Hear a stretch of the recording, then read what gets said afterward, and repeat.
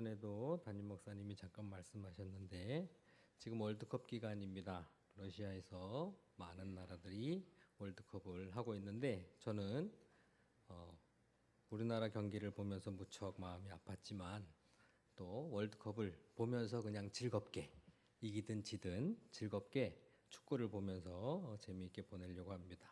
그러면서 대한민국 대표팀의 선전을 응원합니다. 화이팅! 넘겨주세요. 네, 화이팅! 응원하는데 아나운서 한 분이 그러더라고요.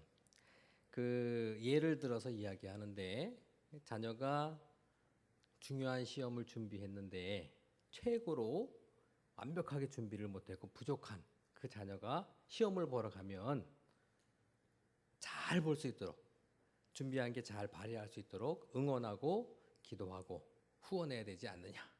이런 심정으로 우리 대표팀을 봅니다. 라고 그러더라고요. 최고로 잘하는 나라들이 모여 있는데 우리가 조금 부족하지만 열심히 할 수 있도록 계속 화이팅하며 응원해야 할 것 같습니다.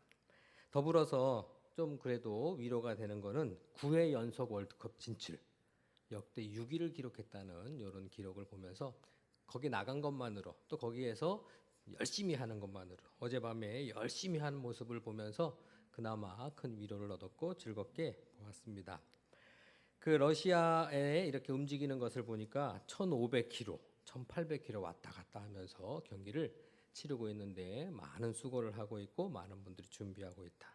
그러면서 또 한국에서도 4년 만에 울려 퍼진 대한민국 하면서 응원하는데 대한민국 화이팅! 많은 분들이 응원을 합니다.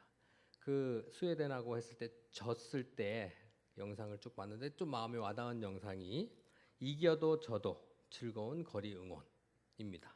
이겨도 져도 이게 마음에 와닿았습니다. 이기나 지나 그냥 계속 응원을 합시다. 어제 아주 손흥민의 환상골이 있었지만 사실상 16강 실패한 그런 모습 보면서 그래도 계속 월드컵을 즐기면서 기도를 하고 또 졌지만 너무 잘 싸워졌어요. 응원하는 것이 필요하겠습니다. 대한민국 선수들 화이팅! 이겨도 져도 즐거운 거리 응원 이렇게 있습니다. 아무튼 월드컵을 보면서 최선을 다하는 모습, 온 나라가 하나가 되었음을 보는 그런 시간들이었습니다. 아이들 만날 때마다 다 물어봤어요. 축구 봤냐, 축구 봤냐 그랬더니만 다 봤다 그러더라고요. 아이들 출석은 조금 저조했는데 아무튼 많이 보고 같이 응원한 거 참 좋았습니다. 그러면서 6월 되면 이제 호국 보훈의 달이고 오늘은 특별히 6.25 기념 예배인데 남과 북이 나뉘어졌지요. 남북 정상회담이 있고 남과 북이 만났습니다. 많은 분들이 응원하고 막 이렇게 프랭카드도 걸었는데 남과 북이 만났고 또 막 이동 거리도 이렇게 쫙 그래픽으로 만들고 이렇게 했습니다. 그러면서 북미 정상회담이 이루어지는데 그 가운데에서 우리나라 대통령이 굉장한 노력을 하고 있는 모습 있었습니다. 한미 정상회담이 있었고요. 또 중국까지 가가지고 또 이야기도 하고 또 북중 정상들이 만나서 또 이야기도 하고 그 가운데 우리나라 정상이 굉장히 수고하고 있는 모습들을 보았습니다.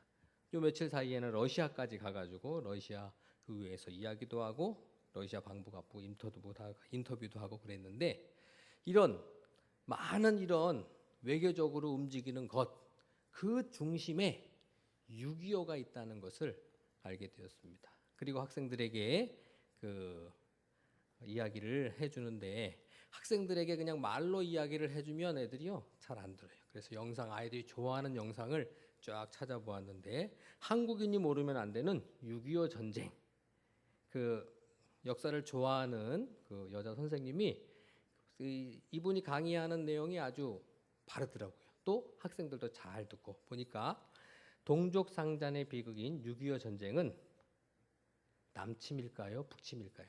아까 오전에도 우리 담임 목사님 말씀하셨는데 남침일까요? 북침일까요? 서울신문에서 청소년 역사의식 조사했는데 남침 157명, 북침 349명 이렇게 결과가 나왔답니다.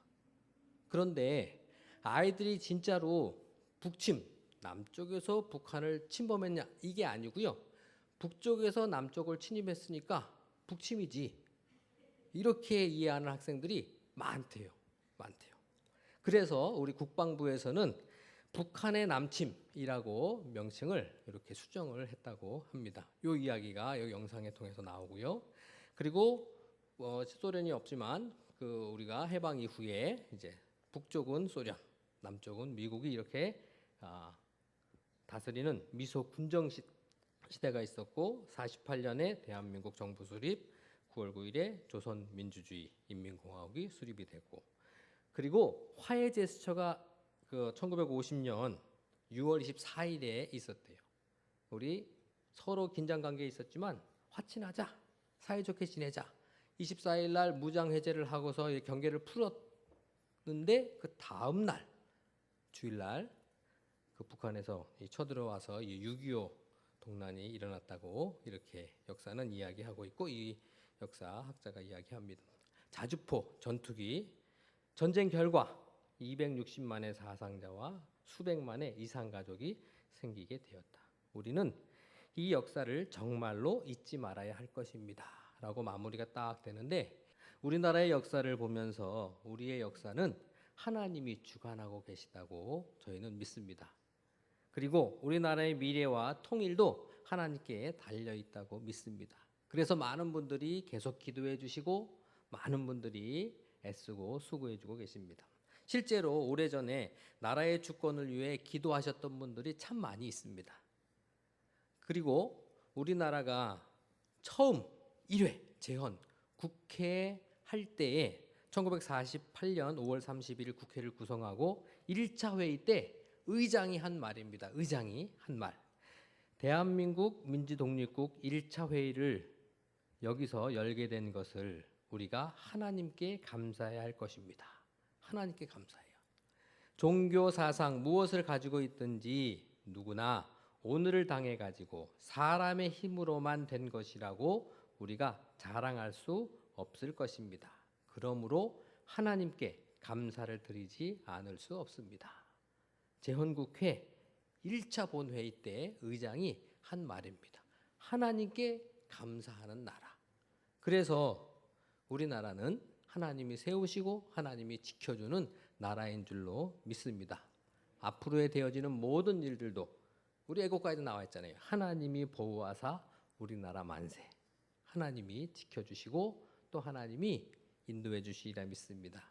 계속해서 믿음의 성도님들이 기도해 주시는 그런 기도로 우리나라가 정말 평화롭고 아주 좋은 나라로 이렇게 계속 발전하리라 믿습니다.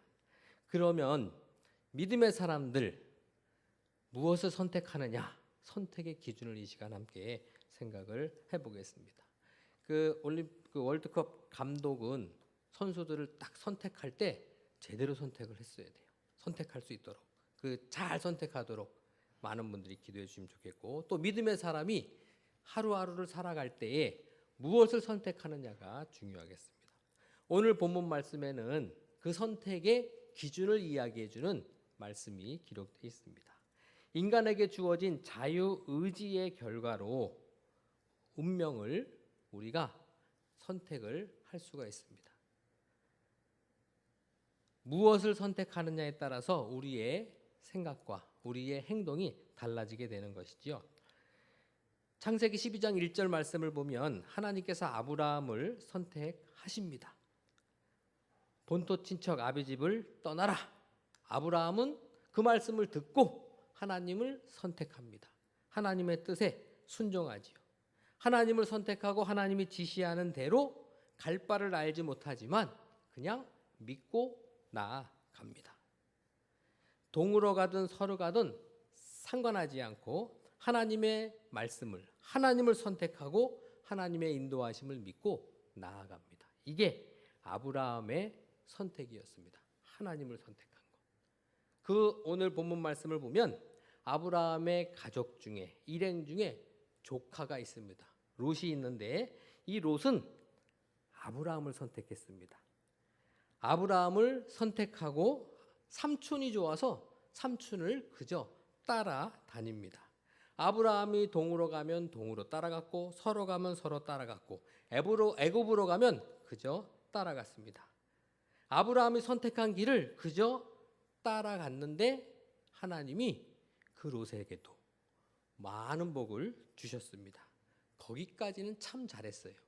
하나님이 많은 복을 주셨고 재물도 많아졌고 또 양들도 많아졌고 아주 거부가 되었습니다. 그런데 오늘 말씀을 보니까 큰 부자가 되어서 서로 이제 그 양치는 목자들이 서로 싸우는 거예요. 아브라함의 목자들과 롯의 목자들이 다투고 있습니다. 그래서 이제 또 다른 선택의 기로에 서게 됩니다. 아브라함은 이 시간 선택을 합니다. 가장 중요한 선택, 무엇이 중요한지를 딱 생각하고 선택을 합니다. 아브라함이 생각한 선택은 화목이었고 평화였습니다. 평화. 우리 다투지 말자. 너나 나나 내 목자나 내 목자나 아랫사람들까지도 싸우지 말게 하자. 화평을 택합니다. 더불어서 그는 양보를 선택합니다.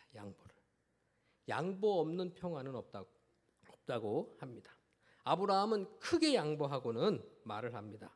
네가 우하면 내가 좌하고 네가 선택하는 것 오른쪽이면 난 왼쪽으로 선택하겠다. 그리고 여기 있는 것 중에 다 가져가.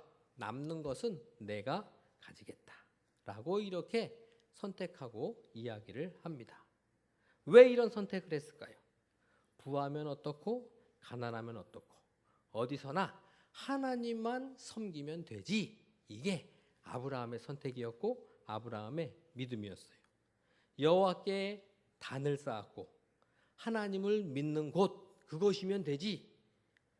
평지면 어떻고 산지면 어떻고 중요한 게 아니었어요. 그저 하나님만 잘 섬길 수 있는 것, 하나님을 선택하는 것, 하나님만 믿는 것 이거를 선택하고 평화를 선택하고 다 양보하고 내어줍니다.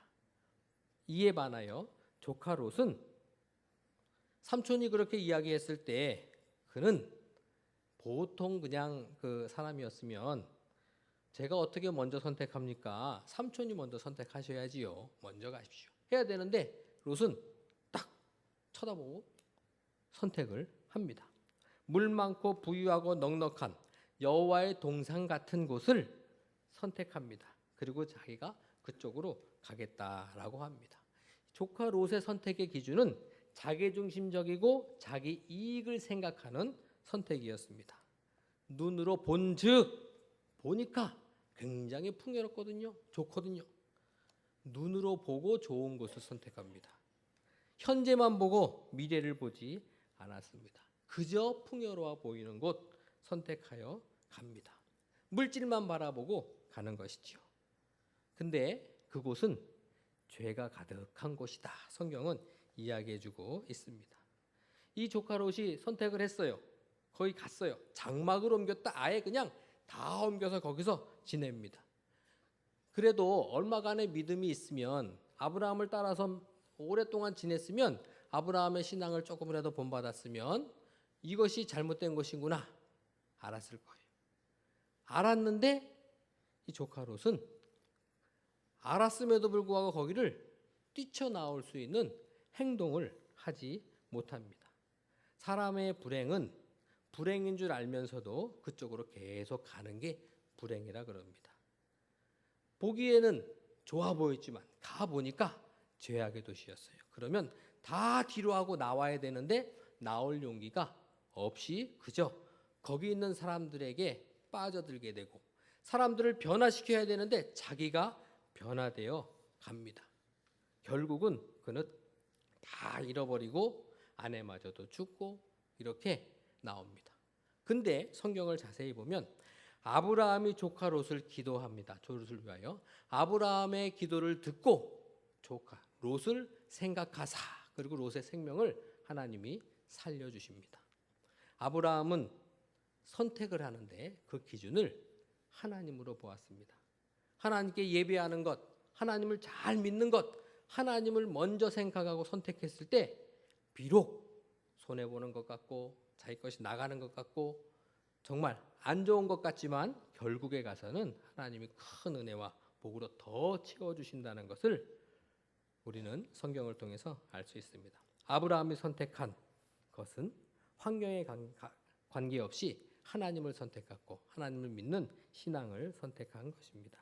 오늘을 살아가는 그리스도인들, 하나님을 선택하는, 하나님이 주시는 그 선택의 기준을 가지고 매일매일 선택하여 믿음으로 승리하며 기쁘게 살아가는 하루하루의 삶이 되기를 간절히 축원하며 소원합니다. 기도하겠습니다.